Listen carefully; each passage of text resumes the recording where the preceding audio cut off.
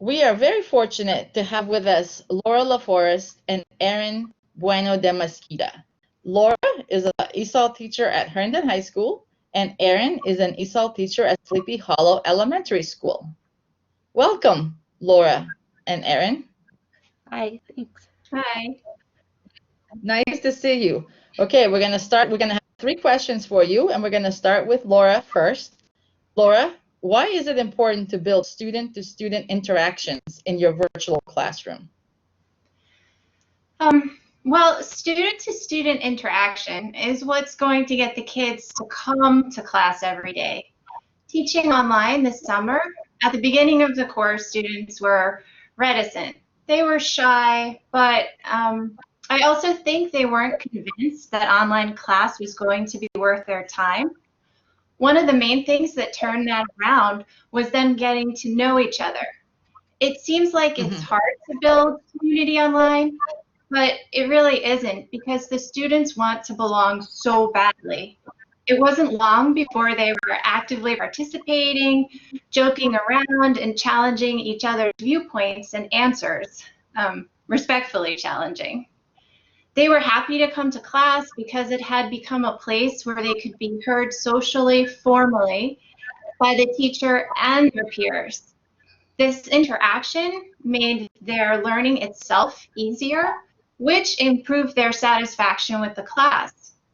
They were happy to be there, learning about themselves and each other, and then of course it naturally followed they better learn the content material of the class.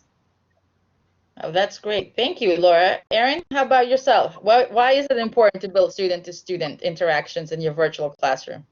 Right, so as I was thinking about this question, I thought, it's really the same face-to-face and virtually. The students need to interact with each other both for social, emotional reasons and for engagement reasons.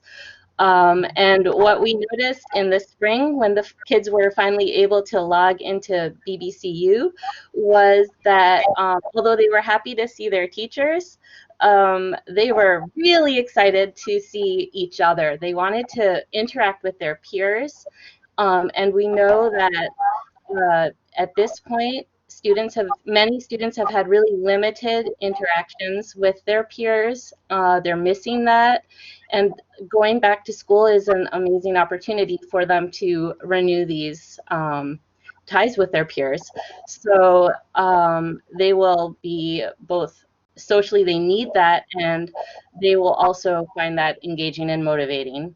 And then, of course, we know that when an adult models and tells a child that they can try something, they can do something, they don't always believe the adult. But when they see that a peer can do it, then they think, oh, well, if, Bloody Block can do it, then so can I. So this is an important reason why they why they need to engage with their peers. And then, of course, for multi-language learners, it's easier for them to take those risks sometimes and have that language learning happen with their peers. They feel more comfortable.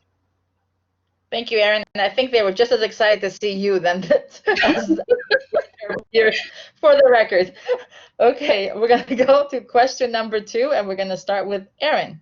Erin, what strategies have you used in your virtual classroom to promote this interaction between students? Sure, and again, as I think through the strategies that I used in the virtual classroom, they're really very much the same as what I would use face-to-face, but sometimes they have to be a bit more thoughtful to make them happen. So I found that in the virtual classroom, the effective filter was really quite a bit higher than it had been face-to-face. And especially this summer, I taught summer school for kindergarten through 5th grade. So I had worked with some children face-to-face, but not all the children I worked with. And it really took time, and I needed to take that time, even in summer school, to build relationships with the students and to let the students build relationships with peers who maybe hadn't been in their class. And then as I think about bringing in new technologies, which of course was a strategy that I had to use virtually, I just like in the classroom, we would always, if we're introducing something new, we would introduce it using a low risk interaction, like something more social. It was the same thing when I brought in Pear Deck. It started out with like circle a picture of where you wish you were on vacation, or circle a picture of your favorite animal, and that kind of thing, so the kids could really feel they were in a low risk situation before they were asked to do something more difficult. Breakout sessions were a great way, just like they are in a classroom, great way to work with those kids who maybe had a higher effective filter. The cameras suddenly came on when they got into a breakout session, giving them choices just like we would do in a classroom. How are they going to interact? Are they going to write in the chat? Are they going to circle something? Are they going to speak? Are they going to use an emoji? That kind of thing. Allowing them the opportunity to use whatever language is a comfortable language for them, and getting peers to help them. If I speak Spanish myself, so I was able to interact with many of my students in Spanish, but if not, if they spoke another language, get a peer to help, just like we do in a classroom.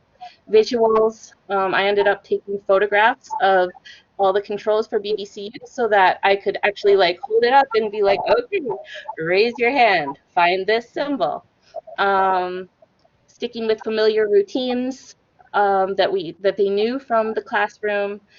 And for the youngest students who weren't maybe yet literate, and I maybe didn't have a lot of data on, talking to families, digging into SIS, talking to caregivers, looking to build relationships through all the information that is available. First of all, Erin, my gosh, that's wonderful. You use Pear Deck with kindergarten and first graders. Kudos to you. It sounds like it can be done, which is good. And then I really like the idea. Of taking the picture of the tool in Blackboard Collaborate Ultra and showing, like, here it is. Look at it here, and the kids can see it visually. That's a great idea. Thank you for those strategies. Sure. All right, Laura, on to you. What strategies have you used in your virtual classroom? Well, for me, one main goal was frequency. So students need a lot of interaction to build relationships. And online, you can plan all of these things. So let's see, this summer, I had a set time for Q&A before and after the main class. And the official purpose of the time was an opportunity for students to ask questions related to tech or content. But what happened, just like what happens in brick and mortar classrooms, is the students would hang out and chat with each other and me. I didn't interfere with their conversations unless I was invited to or needed to. I just kind of observed. And the relationship building that the students did during those segments immediately flowed over into the lessons. When discussions came up, the students were more active participants because they had already established a way of interacting with each other. And then another example would be I planned sort of more formal interactions that were social and academic. Sometimes it was as basic as asking them to complete a sentence frame verbally. I think I was happy yesterday because, or content related, a successful education system must have. And their answers helped build an understanding of each other and of the class. And then, of course, I did using something like the breakout rooms where you mix up partners and you can separate them into small groups where they perhaps feel more comfortable being honest and open about themselves. That was another easy and effective way to have them build relationships and get to know each other. Thank you, Laura. I think the breakout rooms have been phenomenal during the online summer school program that we had here. And it does goes to show you that kids want kids, right? They want to interact with each other. And like you said, the better the interaction they have when they come back to your main room, right, to the main class, they're more eager to participate.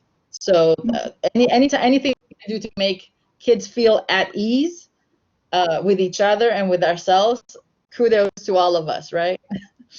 All right, the last question. We have one more question. And you all are doing great, by the way. Thank you. So this one's going to go to Laura. Specifically, Laura, what technology tools have you incorporated that have facilitated this student-to-student interaction? So I don't have anything exciting for this. I found that Blackboard Collaborate itself gave me a lot of opportunities to get the students together. So the chat feature, it allows students to make minimal, one-word or substantial comments. And for ELs, it's great because it lets them check and recheck their grammar if they're that kind of student before they post it. And it also, for ELs, it gives them the opportunity to express themselves without having to speak and be concerned about that. Although, of course, they had to speak other times. We used the polling and the quizzes feature was awesome because the students can see the bar going across and see the popular answers grow. And they get an instant view of who thinks what, and they begin to start commenting on each other's responses and on the view of the class overall. We used the whiteboard feature, and I think I mentioned during the Q&A, they had a lot of freedom, so sometimes they were teaching each other words in their own language, and if it was a different kind of writing, like Arabic, there were all these conversations, they were critiquing each other's artwork, and I also used the whiteboard for something like Venn diagrams and assigned one group to do this and one group to do that, and then they had to work together to fine-tune the graph. And we already talked about breakout rooms and how effective they are. So just the tools within Blackboard allowed me to do many, many things for student-to-student interaction. Great. Thank you, Laura. Okay, Erin, on to you here. What technology tools did you incorporate? So like Laura, I don't have anything super exciting. It was pretty clunky in the spring, getting better in the summer, and I'm looking forward to learning about all different, I think the learning curve is going to be high this school year. I did incorporate Pear Deck into summer school, which was really great. The students were able to explain their thinking, show their thinking to each other. So that was exciting to be able to do that. We were also able to do that using the BBCU whiteboard. Like Laura, I love that BBCU whiteboard function. The little kids could use the pencil. It took some practice, but they could circle things and mark things. And then, of course, we were able to use chats and emojis and agree, disagree, and all of that. And then in the spring and summer, I didn't have access to a document camera yet, so I was taking photos of books at times. And again, if I put it into the BBCU, the kids could we could do shared reading, so the kids could all interact with each other with the book. I am looking forward to hopefully having a document camera because I think that would save a lot of time. I used the Remind app for those hardest to reach students, and what was really great about that was I made ELD video lessons, which I would send to them using the Remind app, and then when they did come into the classroom, they had their sentence frames and their vocab front loaded. They knew what the lesson was going to be about, so they were better able to interact with their peers using what they already knew we were going to be doing that day. And finally, Res Kids and Pioneer Valley footprints were really great ways to do reading groups with kids so that they could all read the same book together and then talk about it together. Wow, all these different ideas. I love it. Well, thank you so much for taking the time to be here on your vacation. I know your contract starts tomorrow, so I wish you both good luck in the school year, and you know where to reach out for help. We're here. The ESOL office is ready and willing to help out. So thank you again. Have a good rest of your last day. Thank you. Bye.